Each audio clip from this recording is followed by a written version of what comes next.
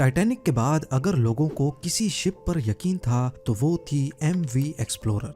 ये दुनिया की पहली क्रूज शिप थी जिसको खास बनाया ही बर्फ में चलने के लिए था। इसकी परफॉर्मेंस इतनी अच्छी थी कि इसने एंटार्क्टिका में कई शिप्स को रेस्क्यू करने का रिकॉर्ड भी बनाया है। लेकिन 23 नवंबर 2007 की रात को काले और वीरान सदर्न ओशन में इस शिप के साथ एक ऐसा हादसा पेश आया कि इसको बीच समंदर में ही अकेला छोड़कर निकलना कैप्टन की मजबूरी बन चुकी थी। जेम टीवी की वीडियोस में एक बार फिर से खुशामदीद।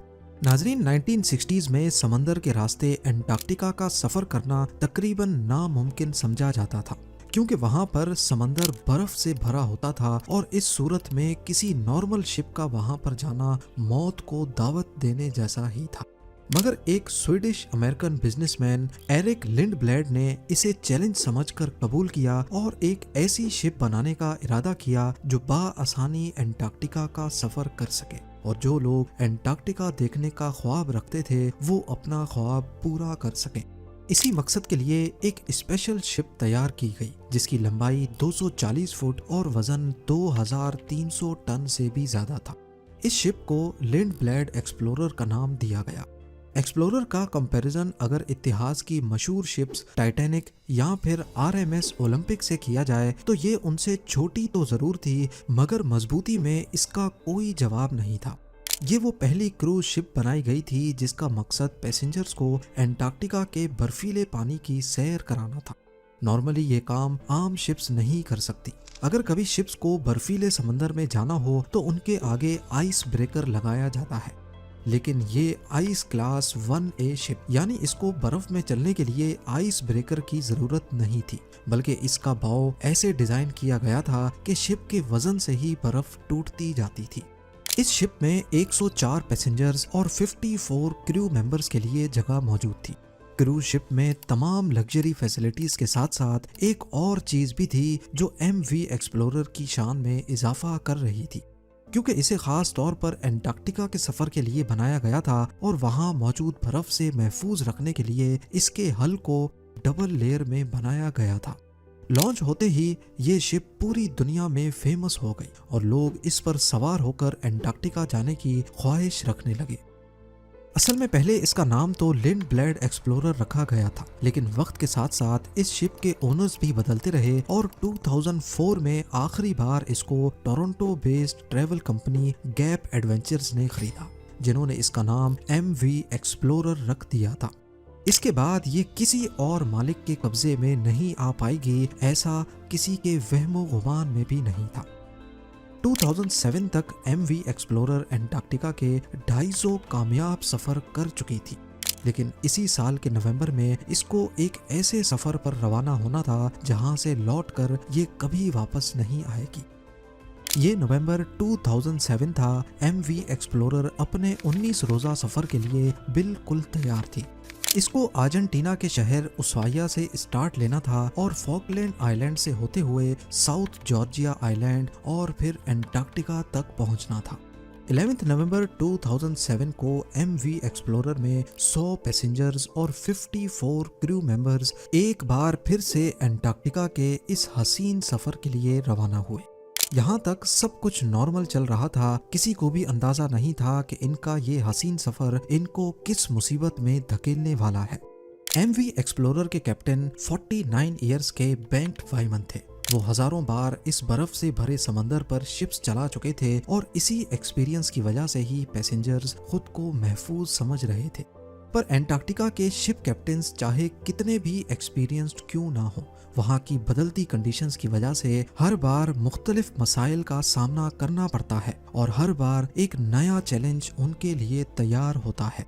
इस सफर की शुरुआत में कैप्टन बेंट वाइमन ने एक हैरान कुन फैसला किया। वो अपने प्लान रूट से हटकर शिप को एक नए रूट पर से लेकर जाना चाहते थे, क्योंकि कैप्टन का मानना था कि ऐसा करने से शायद वो ज्यादा बर्फ वाले इलाकों से बचकर अपनी मंजिल तक पहुंच सकेंगे।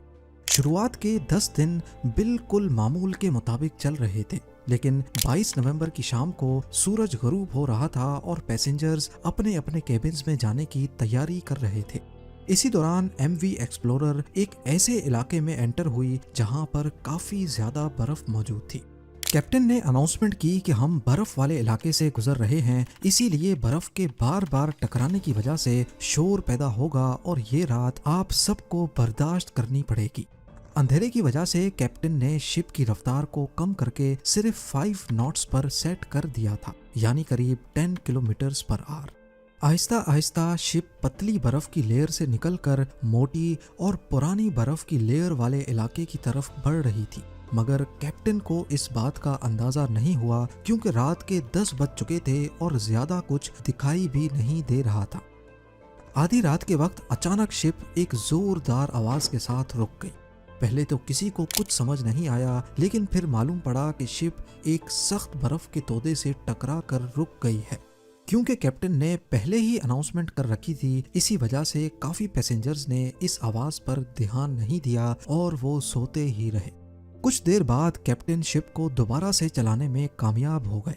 एमवी एक्सप्लोरर अब दोबारा से बर्फ को काटती हुई बर्फीले समंदर में आगे बढ़ रही थी, मगर कैप्टन समेत शिप में सवार पैसेंजर्स ये नहीं जानते थे कि शिप के हल में एक सुराख हो चुका है और पानी अब धीरे धीरे शिप के निचले हिस्से में जमा होना शुरू हो चुका है।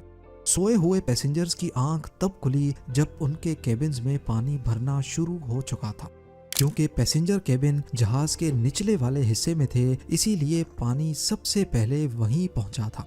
ये देखते हुए पैसेंजर्स में अचानक एक खौफ की लहर दौड़ गई। हर कोई अपनी जान बचाने के लिए इधर उधर भागने लगा। पानी अब हर मुमकिन जगह से शिप में दाखिल हो रहा था, चाहे लाइट स्विच हो, डक्ट वेंट या फिर दरवाजे की दरारें। जब तक कैप्टन को इस बात का इल्म हुआ तो कई केबिन्स पानी से भर चुके थे। पहले तो उनको लगा कि शायद छोटा डैमेज हुआ है जिस पर काबू पाया जा सकता है, लेकिन जब पानी का प्रेशर बढ़ता ही जा रहा था तो कैप्टन भी समझ गया कि बात अब काबू से बाहर निकल चुकी है। कैप्टन ने फौरी तौर पर शिप को खाली करने का ऑर्डर दिया और तमाम लाइफ बोट्स को डिप्लॉय करने का फैसला किया। इसी दौरान शिप बर्फीले इलाके से तो निकल चुकी थी, मगर पानी जमा होने की वजह से वो एक तरफ झुक गई थी।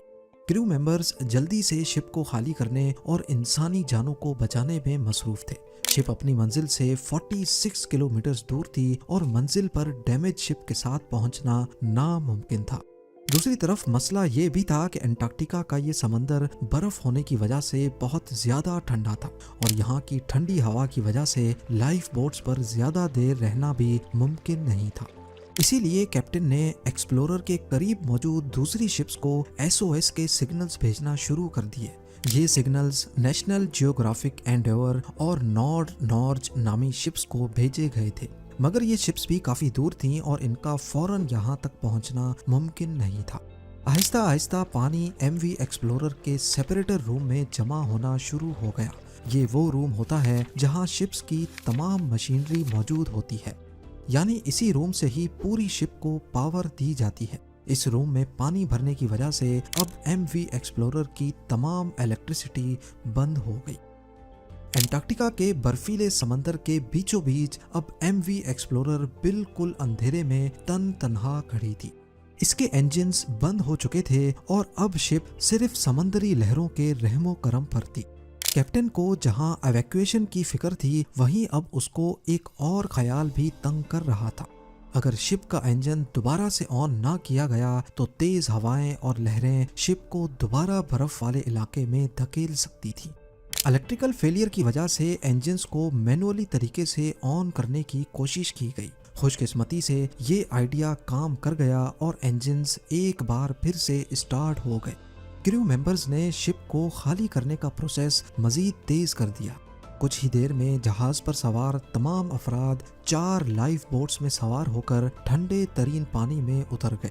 कुछ देर तक कैप्टन और चंद क्रू मेंबर्स शिप को सीधा करने की कोशिश करते रहे, लेकिन आखिरकार इंजन एक बार फिर से बंद हो गए। अब MV एक्सप्लोरर में पानी तेजी से भरता जा रहा था और कैप्टन को जल्द अज जल्द कोई फैसला करना था। लिहाजा कैप्टन और चंद क्रू मेंबर्स भी शिप से उतरकर लाइफ बोट्स में सवार हो गए। अब ये 150 से ज्यादा लोग लाइफ बोट्स में मौजूद ठंडे तरीन सदर्न ओशन में खुले आसमान के नीचे किसी मदद का इंतजार कर रहे थे और ठंडी हवा इनका इंतजार मुश्किल से मुश्किल बना रही थी। अगले 4 घंटों तक ये इंतजार जारी रहा और आखिरकार एक शिप इन